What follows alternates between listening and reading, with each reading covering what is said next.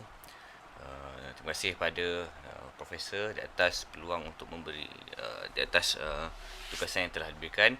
Baik, pada hari ini, pada recording kali ini, saya bersama dengan rakan saya Nik Aizuddin akan membentangkan tugasan yang telah diberikan bagi kod subjek UFF 1002 Financial Accounting 1. Baik, untuk memulakan pembentangan, saya jemput Encik Nik Muhammad Aizuddin untuk menerangkan 3 measurement rules dan juga 3 ethical rules. Dengan segala hormat, silakan. Assalamualaikum warahmatullahi wabarakatuh. My name is Nik Muhammad Aizuddin.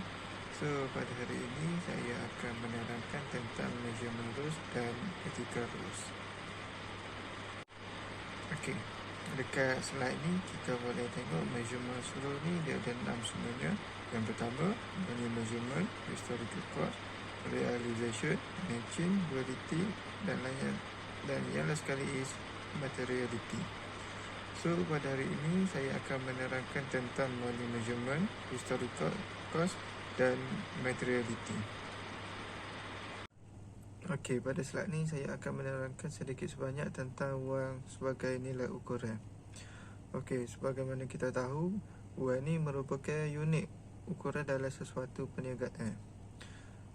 Lepas tu, dengan merekodkan urus niaga dalam bentuk nilai wang, ia dapat memudahkan seseorang ahli perniagaan itu menghitung nilai urus niaga.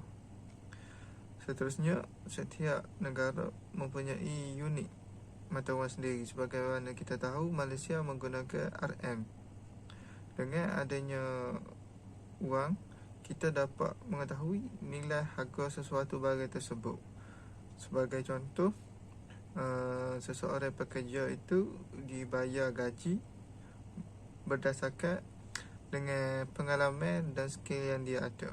Sekiranya seorang pekerja itu mempunyai pengalaman yang luas dan skill yang tinggi, dia akan dibayarkan gaji yang tinggi oleh syarikat tersebut dalam dokumen perniagaan. Okey, sebagai contoh yang macam saya terangkan tadi, syarikat telah membeli kereta pada tahun 2003. Pada tahun tersebut, nilai kereta tersebut sebanyak RM25,000. Walau bagaimanapun, nilainya telah menjadi RM20,000 pada tahun 2004. Tapi, ia perlulah dicatat harga RM25,000 dalam buku perakaunan sebab dia dikira sebagai kos sejarah. Okey, seterusnya saya akan menerangkan tentang konsep materiality. Okey, menurut konsep materiality, nilai yang dianggap dapat memberi kesan kepada penyerta kewangan akan direkodkan. Okey, lepas tu kalau nilai yang kecil yang tidak memberi kesan kepada penyerta kewangan, nilai tersebut tidak akan dianggap sebagai materiality dan tidak perlu dimasukkan ke dalam kunci kira-kira. Okey, sebagai contoh, sebuah buku panduan poskop dibeli dengan harga RM5 untuk kegunaan pejabat, tetapi buku tersebut tidak akan direkod dan tidak akan dimasukkan sebagai aset dalam kunci kira-kira kerana ia tidak memberi kesan kepada perniagaan. So, macam itulah sedikit sebanyak tentang materiality. Okey, pada slide ni saya akan menerangkan tentang ethical rules.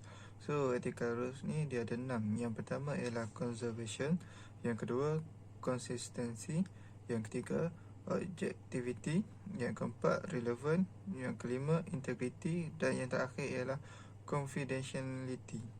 Okey, so pada slide ni saya hanya akan terangkan 3 saja, iaitu objectivity, lepas tu integrity dan yang terakhir iaitu confidentiality.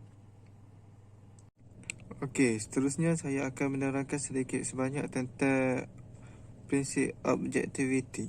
Okey, objectivity ni sangat penting bagi seseorang accountant. Hal ini kerana seseorang accountant tu tidak boleh bersikap bias. Lepas tu dia juga tidak boleh terlibat dengan mana-mana pihak yang berkepentingan lah. Prinsip objectivity dalam accountant ni menyatakan bahawa penyata kewangan haruslah objektif, iaitu maklumat perakaunan harus tidak berat sebelah dan bebas daripada pengaruh luaran atau dalamnya. Ini boleh menyebabkan penyata kewangan dipercayai dan juga digunakan untuk buat penilaian. Okey, sebagai contohnya, syarikat ahli telah meminta syarikat audit untuk melakukan audit luaran terhadap rekod kewangan syarikat tersebut. Semasa juru audit luaran mula mengesahkan rekod, dia meminta penerimaan daripada pelanggan untuk mengesahkan akaun belum terima. Sekiranya syarikat ahli tidak dapat menunjukkan penerimaan yang tepat kepada juru audit, maka prinsip objektiviti telah dilanggar. Oleh sebab itu, penyata tersebut tidak dapat disahkan, jadi rekod tidak dapat digunakan oleh syarikat ahli. Sekian daripada saya untuk objektiviti. Okey, seterusnya tentang integriti. Integriti ni sangat penting bagi seorang accountant yang profesional.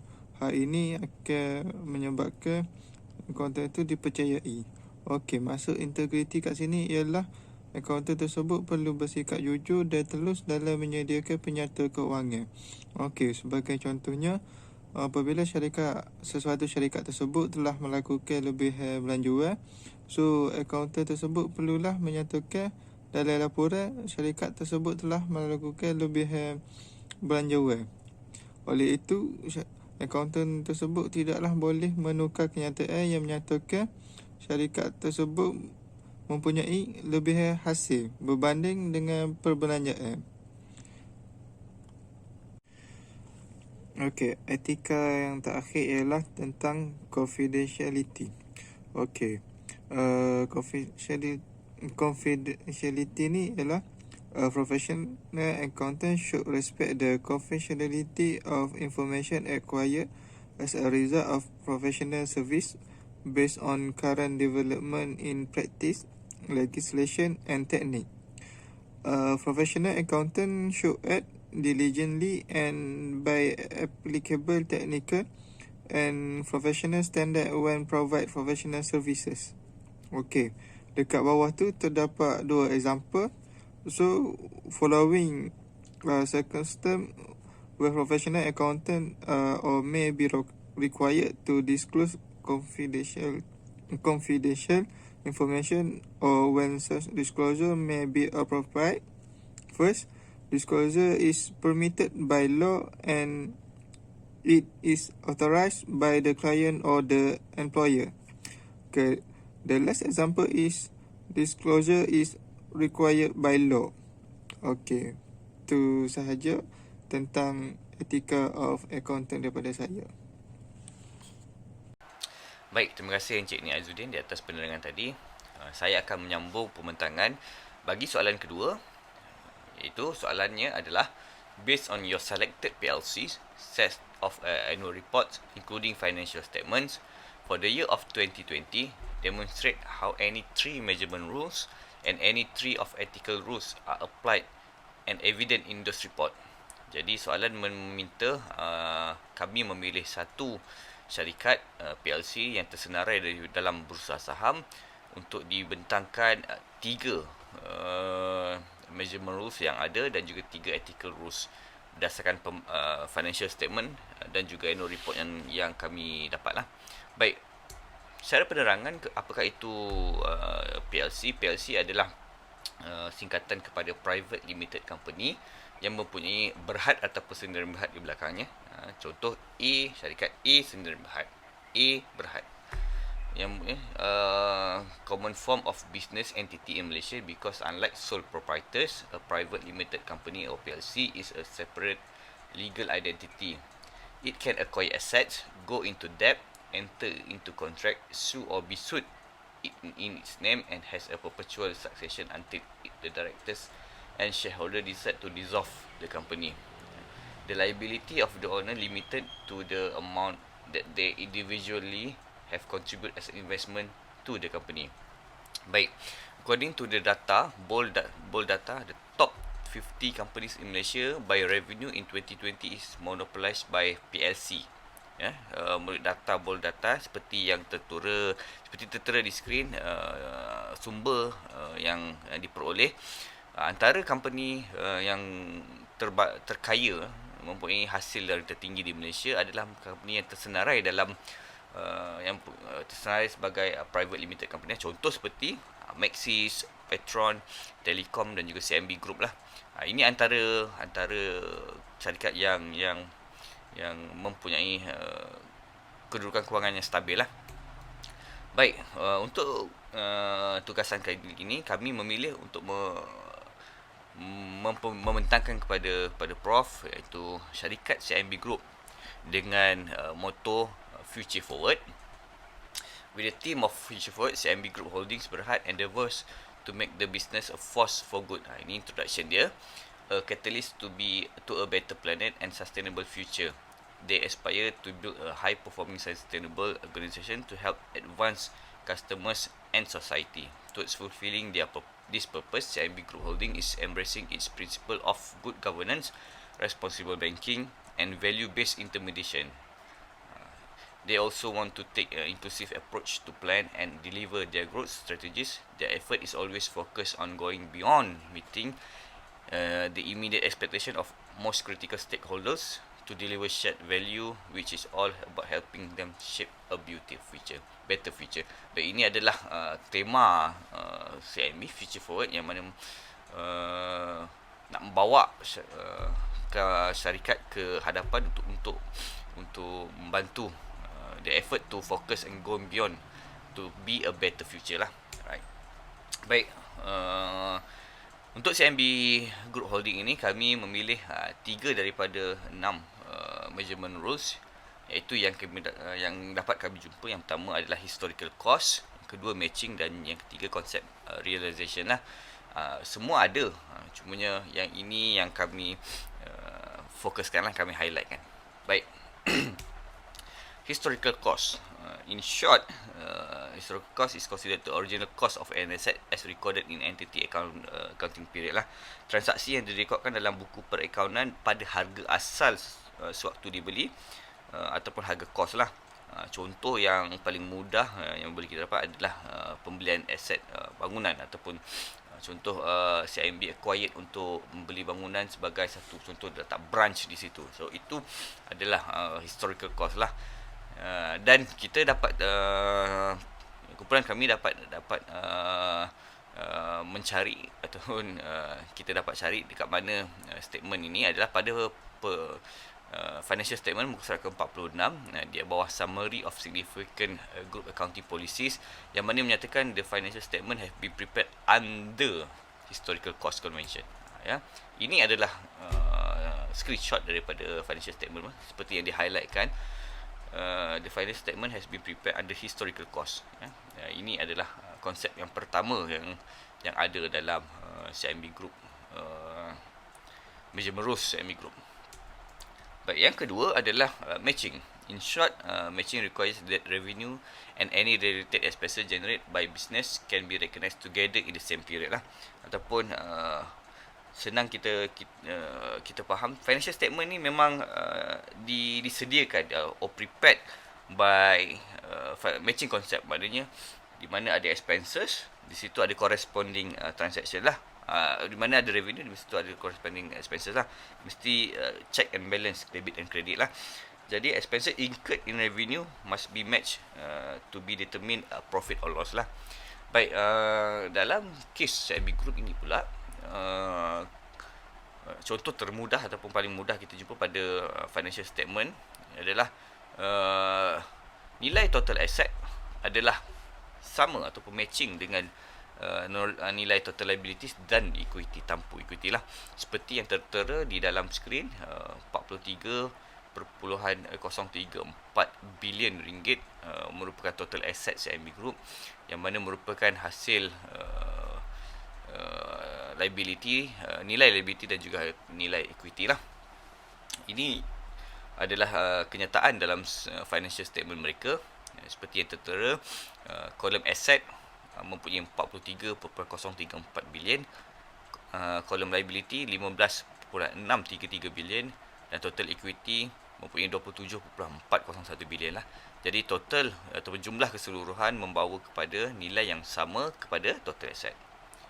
Baik, itu adalah matching konsep. Seterusnya, yang terakhir yang kami bawa kepada slide adalah konsep realization. Realization in short adalah revenue recognition principle refers to the application of accrual accounting towards recognition of revenue ataupun income. Under this principle, revenue is recognized by the bank when it is earned in the respective of whether the cash from the transaction has been received or not. Ataupun bahasa mudah, realization ni menunjukkan menunjukkan perakaunan accrual secara jelas lah. Ini adalah salah satu kata titik tolak accrual accounting, yang mana transaksi merekodkan hasil apabila legal rights dan juga risk has been transferred. Maknanya sebagai contoh, bank menerima satu-satu cash dalam akaun mereka, tetapi servis ataupun perkhidmatan belum diberikan, maka berlaku realization di situ. Realization akan dikenakan apabila servis ataupun perkhidmatan tersebut diberikan, ya, pada point of transfer lah. Ini baik, kita jumpa realization konsep ini pada financial statement under quarterly financial performance, yang mana seller could clearly realize revenue each quarter lah. Baik, operating revenue setiap kuarter CIMB Group ada merekodkan berapakah income revenue yang mana mereka terima dan akan diberikan servis kemudian lah. Operating revenue reflect on the realization concept in the measurement rules of accounting. Baik, itu adalah 3 measurement rules yang ada dalam financial statement. Baik, seterusnya kita pergi kepada ethical rules. Ethical rules kami membawakan 3 kategori, iaitu integrity, conservatism dan juga consistency. Baik, untuk ethical rules ini pula, kalau tadi measurement rules kita tengok kepada financial statement, manakala ethical rules kita tengok kepada annual report lah. Seperti yang link yang kami attach ataupun kami paparkan di skrin. Integrity. In definition, integrity defines as a professional accountant should be straightforward and honest in all professional and business relationships. Integrity also implies fair dealings and truthfulness. Baik, kita faham lah integrity ni, kita selalu dengar integrity. Apa maksud integrity adalah bagaimana kita jujur, bagaimana seseorang itu dalam kes CIMB Group ni, pekerja itu jujur dalam business relationship lah. Baik, menunjuk kepada annual report muka surat 124 di bawah title Corporate Governance Overview Statement, yang mana the board is strongly committed to ensuring that CIMB system, procedures and practices reflect high standard of corporate governance. It has a well-defined and well-structured corporate governance framework in place to support the board's aim of achieving long-term and sustainable value, as well as fostering a culture that values ethical behavior, integrity and respect to protect shareholders and other stakeholders' interests at all time. Baik, ini adalah kenyataan jelas daripada CIMB, yang mana mereka mengamalkan ethical value yang tinggi, integriti dan juga rasa hormat lah, seperti yang kita dapat daripada annual report. Baik, yang keduanya conservatism atau prudence. Accounting conservatism is a set of bookkeeping guidelines that call for a high degree of verification before a company can make a legal claim to any profit. The general concept is to factor the worst case scenario of a firm financial structure. Baik, ini kita jumpa pada page ataupun muka surat 56. Growth driver, the group maintain a conservative stance. The group maintain a conservative, seperti yang di-highlightkan dalam slide. The group maintain a conservative stance on loan growth for the year in views of the less conducive environment, with intensified focus on risk-adjusted return and guidance from the Recovery Forward 23+ program. Baik, inilah yang dibawakan oleh CIMB, ya, secara konservatif, menunjukkan growth driver mereka dictate by external macroeconomic factors lah. Baik, yang terakhir ethical rules yang terakhir adalah consistency. The consistency principle states that once you adopt an accounting principle or method, continue to follow it consistently in future accounting period, so that result reported from period to period is comparable. Baik, yang ini pretty straightforward bagi saya, iaitu yang annual report, yang mana kita biasa tengok ataupun biasa cari atau biasa jumpa financial statement syarikat A, B, C, mana-mana lah, yang mana semuanya mengamalkan konsep ataupun mengamalkan konsep 12 bulan financial report lah. Maknanya daripada sebagai contoh Januari to Disember katalah, ataupun mungkin start daripada Februari to Januari, bergantung kepada suatu entiti lah. Baik, dalam kes CMB, mereka dan juga kebanyakan syarikat-syarikat lain mengamalkan daripada Januari hingga Disember lah. Dan contoh yang kedua yang kita dapat adalah can be found in their annual report. Ada juga ada stakeholder information yang mana saya akan tunjukkan di bawah title AMLA, Group Anti Money Laundering Act, Counter Financing of Terrorism Policy, yang mana description dia adalah CMB Group place importance on and is committed to establishing an effective internal control system for AMLA and CFT in compliance with all related laws, regulation, guidelines and industry best practice. The group policies encompasses all reporting institutions to ensure consistency in managing the AMLA and CFT compliance. Baik, inilah yang kita katakan secara konsistennya syarikat menerapkan secara compliance mereka, apa yang mereka nak, internal policy mereka lah, secara berkala. Setiap tahun jarang berlaku perubahan kepada compliance mereka lah. Baik, itu sahaja pembentangan daripada kami. Maaf di atas kekurangan. Sekiranya diharapkan Prof berbuah hati, insyaAllah. Terima kasih banyak. Assalamualaikum warahmatullahi wabarakatuh. Daripada saya dan juga Nick. Sekian.